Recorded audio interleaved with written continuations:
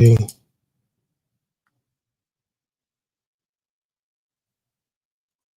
All right. What about now? Is there sound now? You guys can hear me now? Let's see. All right. I think this is going to work. Okay. Awesome. Awesome. So what I'm going to do today, I'm going to utilize Chat GPT to give me a little help in answering some of these questions surrounding the law of two witnesses. So we're going to make this as interactive as possible so that we can discuss from a non-biased base how is the law of two witnesses to be understood? Probably better yet, what is the law of two witnesses? So let's get started.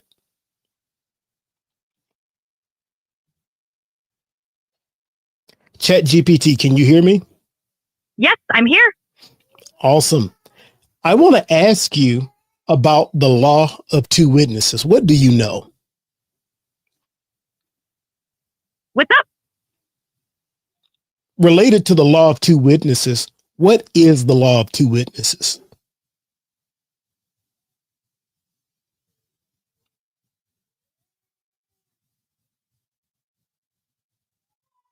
Can you hear me, Chat GPT? I'm here. What's on your mind?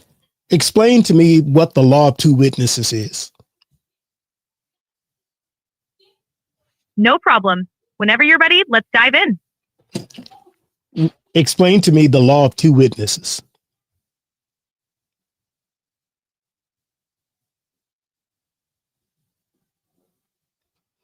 A few technical errors here. No worries. We'll get it sorted. Can you hear me now, Chat GPT? Yep, let's do it. What is the law of two witnesses?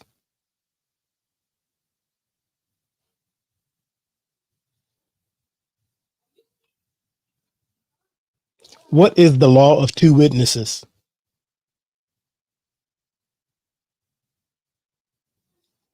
All right, I'm going to have to change it up.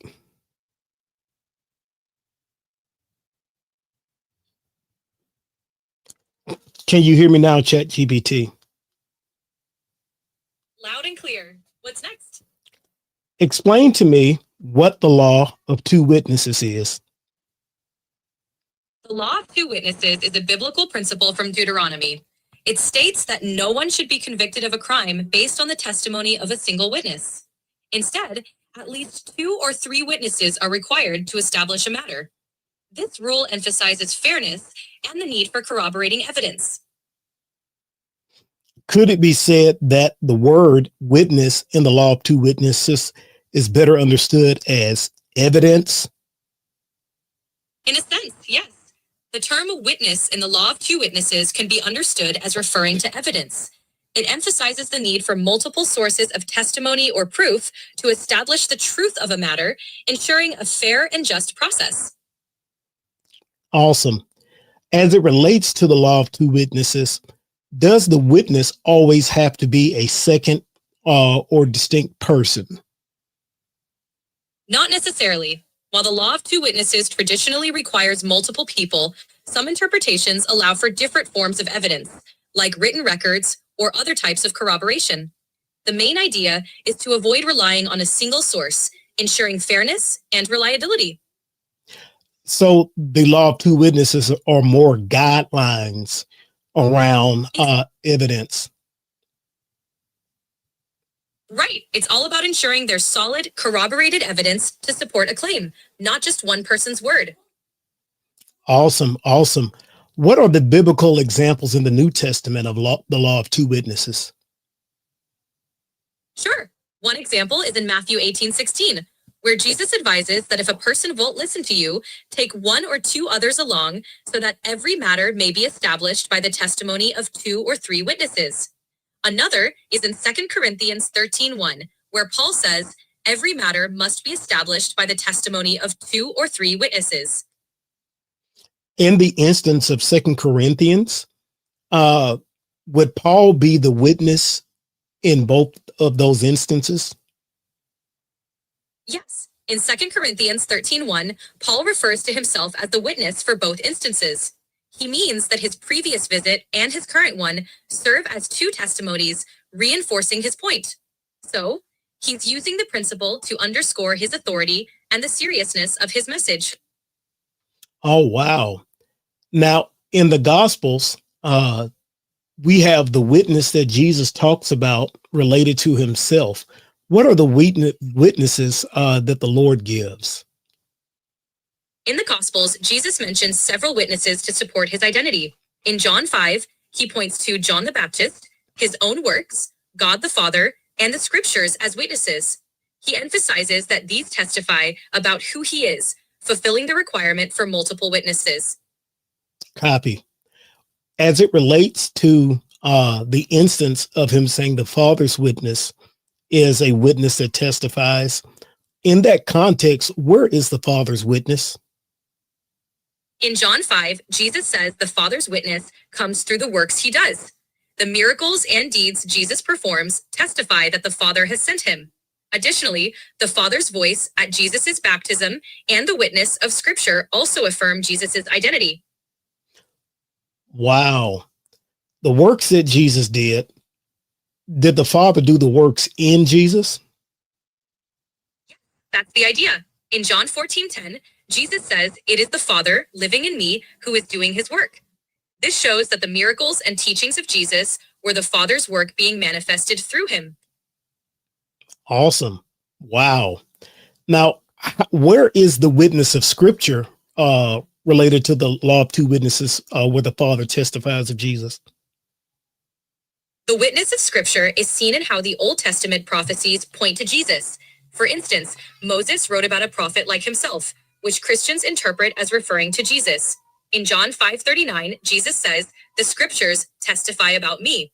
So, the writings of the prophets and the law all serve as witnesses that support his identity. Interesting. Interesting. So essentially, in this instance, Jesus did not provide an additional witness when they were asking in the context of John 5, outside of the ones you listed earlier, correct? That's right. In John 5, Jesus points to those specific witnesses, John the Baptist, his works, the Father, and the Scriptures. He didn't add another distinct witness beyond those. He emphasized that these collectively confirm his identity and mission. Wow. Wow. That's interesting. Related to it, the scripture says the witness of two men is true. Should one understand the witness of two men to be in super literal terms? Not necessarily. The phrase witness of two men emphasizes the principle of multiple testimonies for establishing truth. It doesn't always mean exactly two literal men. It can be understood as requiring more than one source or type of evidence. The focus is on ensuring thorough, corroborated testimony to establish a matter. Awesome. Thank you so much. What are some of the uses of the law of two witnesses, maybe in some rabbinic literature? You're welcome. In rabbinic literature, the law of two witnesses is crucial in legal matters. It's used for validating contracts, determining guilt or innocence in criminal cases, and establishing facts in disputes. The requirement for multiple witnesses ensures fairness, preventing false accusations. Rabbis emphasized this principle to maintain justice and integrity in their legal system. Can you give me a rabbinic example of the use of the law of two witnesses? Sure. A classic example is in the Talmud, where the requirement of two witnesses is discussed extensively in tractates like Sanhedrin. It covers how witnesses are examined, how their testimonies must align, and the consequences for false testimony. For example, in cases of capital punishment, the testimony of two witnesses was essential to convict, ensuring no one was unjustly condemned. Can you give me a case of the law of two witnesses being used in a rabbinic or Talmud example? Certainly. In the Talmud, there's a famous case in Tractate Makat involving false witnesses, known as Adim Zomanim. If two witnesses testify falsely and it's proven by another pair of witnesses that they were lying, the original false witnesses receive the punishment they intended for the accused. This principle underscores the seriousness of truthful testimony and the importance of the law of two witnesses. Are there any other, can you quote maybe a rabbinic or Talmudic reference regarding the law of two witnesses? Certainly. In the Talmud, Tractate Sanhedrin 30a discusses the necessity of two witnesses, stating, "A case cannot be decided based on the testimony of one witness." Another reference is in Makot 5b, which elaborates on the procedures for examining witnesses. These passages emphasize the importance of multiple testimonies in Jewish law. Where would I look in those records that would show me where the witness doesn't necessarily have to be persons?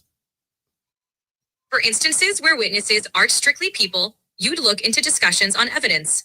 In the Talmud, Tractate Shavuot 34a mentions that certain types of evidence can be accepted, like written documents.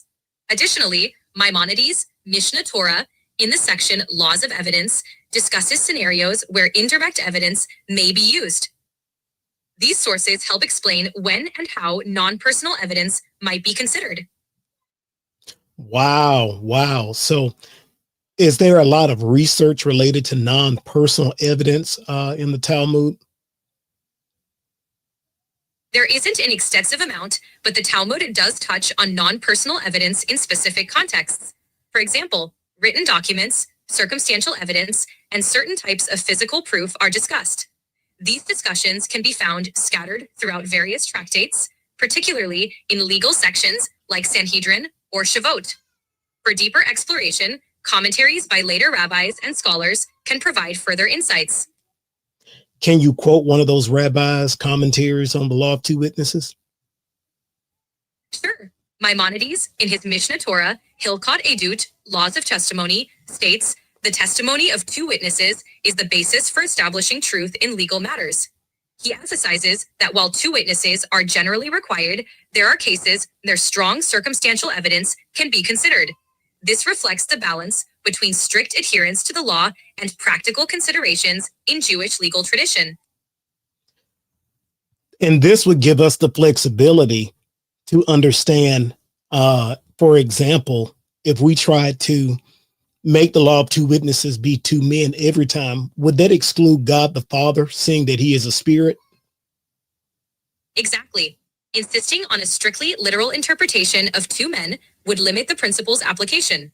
Rabbinic and theological perspectives allow for flexibility, recognizing that God, as a spirit, can provide testimony through various means, like miracles or scripture.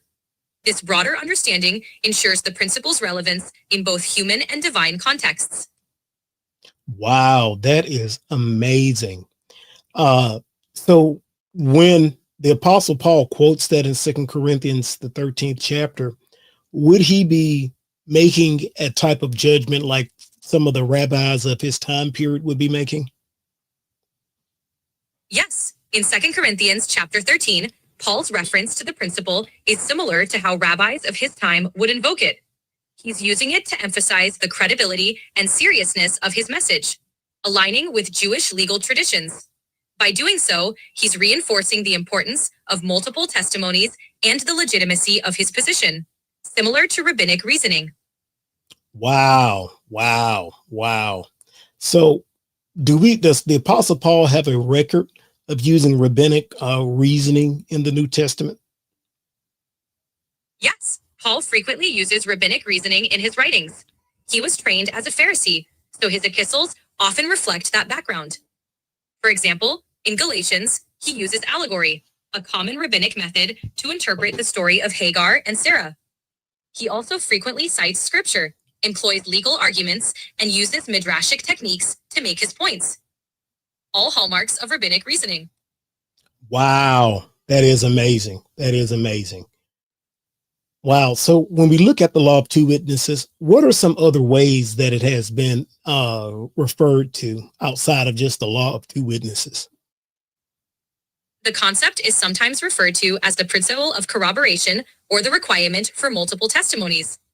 In legal contexts, it's also called the two-witness rule. In theological discussions, it may be referred to as the witness of confirmation. The core idea remains the same. ensuring truth and fairness through multiple sources of evidence. Awesome. I want to ask you a question now related to Alan F. Siegel's work, Two Powers in Heaven. Are you familiar with it? Yes, Alan Siegel's Two Powers in Heaven explores Jewish beliefs about divine figures during the Second Temple period. It examines how early Judaism viewed multiple divine beings and how these ideas influenced early Christian thought. Siegel's work is a key resource for understanding how Jewish monotheism accommodated these two powers concepts. Can it be said that the two powers in heaven viewpoint was what all the Jews of that time period believed? Not all Jews of that period held the two powers view. It was one of several perspectives. Some Jewish groups, especially those influenced by apocalyptic literature, entertained ideas of multiple divine figures. However, mainstream Jewish thought, particularly Rabbinic Judaism, maintained strict monotheism. Siegel's book explores this diversity of belief. As it relates to mainline Jewish thought, the mainline Jewish thought will be coming from the rabbis of that time period, correct? Yes, exactly. Mainstream Jewish thought during that period was largely shaped by the rabbis, especially after the destruction of the Second Temple. Rabbinic Judaism emphasized strict monotheism, and the writings of the rabbis, such as the Mishnah and later the Talmud, became central to Jewish religious life and practice. Wow. Wow. As it relates to in the Second Temple period, the personification of divine attributes, was it to be understood that the attribute was simply a circumlocution or the divine?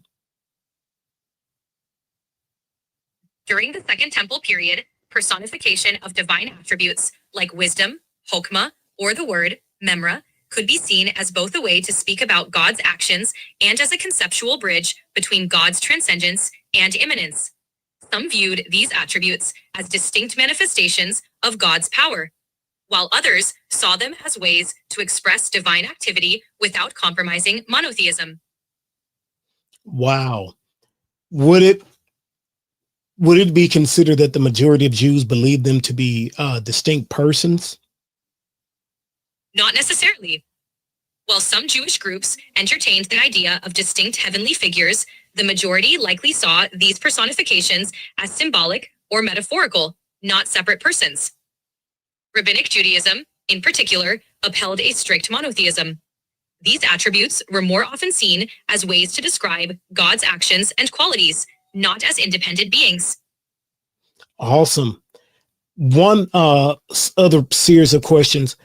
As it relates to one of the primary personifications of God's attributes, namely his wisdom, how prominent is that in the New Testament? God's wisdom is quite prominent in the New Testament, especially in texts like 1 Corinthians. Paul describes Christ as the wisdom of God, 1 Corinthians 1:24, linking Jesus to the personified wisdom in Jewish tradition. The book of Hebrews also emphasizes Christ's role in creation, echoing the idea of wisdom as a divine agent. This portrayal aligns with Jewish wisdom literature, where wisdom is depicted as both part of God and active in the world. For it to identify Jesus as the wisdom of God, would that not be aligning with the claims of a high Christology? Yes, identifying Jesus as the wisdom of God aligns with high Christology. It emphasizes Jesus's divine nature and pre-existence. By linking Jesus to the personified wisdom, early Christians affirmed his role in creation and as God's agent, reflecting a belief in his unique status within the Godhead. This view supports the understanding of Jesus as fully divine, central to high Christology. Awesome. I think that's going to be it for today, Chat GPT. Thank you so much. You're welcome. Glad I could help. Have a great day. So I wanted to do that as a quick exercise to show, because sometimes the criticism you get, and I know I asked some other questions that I didn't mention at first, but these are some. I see Trent, he's asking me where I live. I'm an Alabama boy down here. Good to have you, everyone that was able to make it. So, hey, wanted to go over that, especially the law of two witnesses. I'm going to probably make some clips, share it, and do some other things like that. But I just wanted to take the time to go over that information so that it could be available, because I see the law of two witnesses used, and sometimes it sounds like a good argument against the oneness of God, but actuality, it hits the ground. Just wanted to have a non-biased voice so people can't say, oh no, you're just being oneness, I guess how can you say, to align to your worldview. But hey, as always, it's the whole gospel to the whole world by the whole church. The Lord bless you in Jesus' name.